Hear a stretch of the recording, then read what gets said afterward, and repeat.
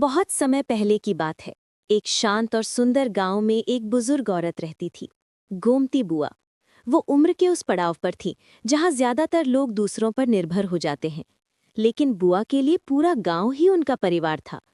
वो हर राहगीर की मदद करती, कभी किसी भूखे को खाना देती, कभी किसी थके हुए को अपने घर में जगह देती। लोग कहते थे, गोमती बुआ का दिल तो भगवान का घर है। समय बीतता गया, बुआ की कमर झुक गई, आंखों की रोशनी कम हो गई और धीरे धीरे उनकी सेहत बिगड़ने लगी।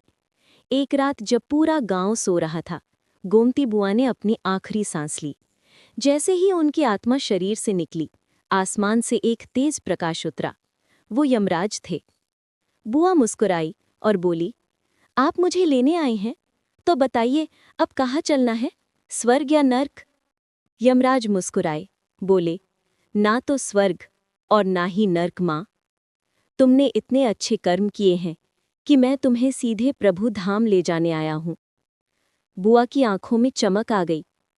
धन्यवाद यमराज, पर एक आखिरी इच्छा है। सुनते सुनते मन में हमेशा सवाल रहा, आखिर स्वर्ग और नर्क होते कैसे हैं? क्या मैं उन्हें एक बार देख सकती हूँ? यमराज ने कहा, तुम्हारे पुण्य बड़े हैं माँ, चलो तुम्हारी इच्छा भी पूरी करते हैं।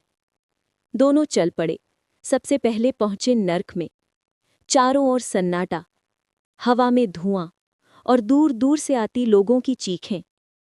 बुआ ने देखा, यहाँ लोग दुबले पतले, बीमार और भूख से तड़प रहे थे।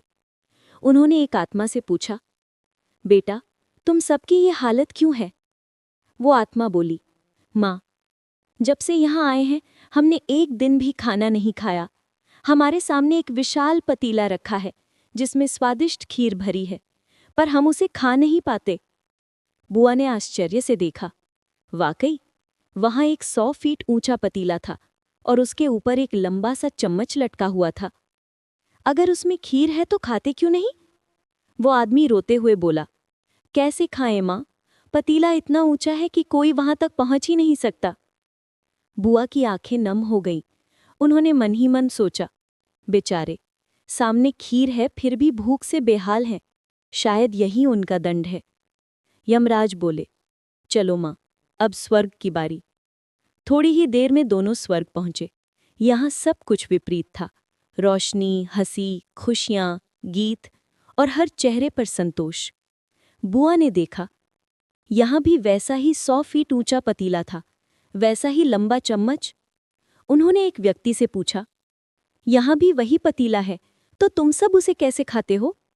वो हंसकर बोला, माँ, यहाँ हर कोई एक दूसरे को खिलाता है। हमने लकड़ी की सीढ़ियाँ बनाई हैं।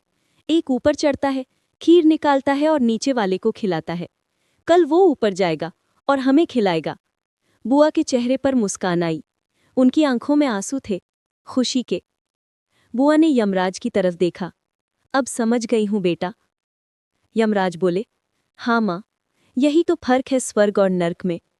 ईश्वर ने दोनों जगह एक जैसी परिस्थितियां दी हैं, लेकिन फर्क बस सोच का है।